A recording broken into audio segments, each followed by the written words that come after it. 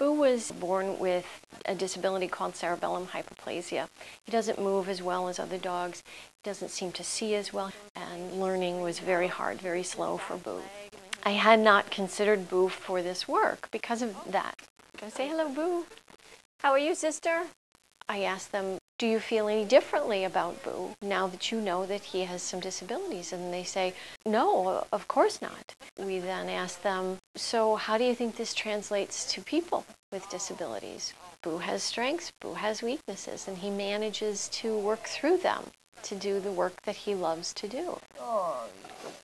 Boo's been coming to Maryknoll for about 2 years now, and Maryknoll is a retirement facility for nuns. And so Boo gets to visit the sisters, is what we say. Boo goes to see the sisters. Sister, would you like to brush Boo? They get to brush him, and they get to ask him for things like simple sits and simple downs, so that they're very empowered in terms of they've asked the dog to do this and he's done it. Isn't that great? So it's not a really lively population, but for Boo, considering that he'll see anywhere from 8 to 12 sisters in an hour's time, it's a pretty good run. Sister Jean has probably been one of our greatest breakthroughs. Would you like to give him a scratch? When we started coming, Sister Jean wasn't talking. She wasn't reaching out for Boo. She would usually have a stuffed animal in her lap instead. It was a while before she stopped bringing the stuffed animal and realized that she'd be able to pet Boo. She now will smile at Boo. She'll laugh at Boo. She'll reach out for him. She can pet him and snuggle him, and she's hugged him, and she's even said his name. All of that is pretty miraculous, all things considered. From what I'm told, she almost never talks to anyone. In addition to visiting the sisters at Maryknoll, he visits Austin Road Elementary School in Mayapack. And Boo has had a tremendous breakthrough there with several of the children in that class, one in particular whose name is Mark, who was diagnosed as selective mute. I put together a very simple game where we have little cards about this big. It says sit, big letters on one, down, big letters on the other.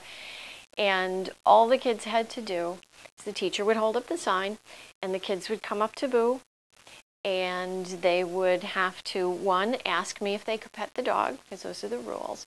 2, they would then have to read the sign, and they would read the sign, and I would give Boo a hand signal. Most of the kids didn't know I was giving this hand signal, so they thought Boo was sitting because they had told him to. So for the kids, it's very empowering, and wow, isn't that great? And then all they had to do was praise Boo, tell him he's a good boy, and give him a snack. And Mark came up and whispered, "Pet Boo?" "Yes, thank you for asking." And he said, whispered, "Sit," when the teacher held up the card, and Boo sat, and he whispered, "Good dog." And so I'm thinking, wow, this is great. This is really good. For our first attempt, this is good stuff. And apparently Mark went home that afternoon, and when his mother got home from work, she looked at Mark and she said, "Mark, do you want to tell me something?" And Mark said, "Boo, I love Boo, Boo." And he just started going on and on about Boo, and he told her all about his day. He told her all about Boo, and she was in tears. Never before had he come home and told her about his day. Never before had he, had an entire conversation like this.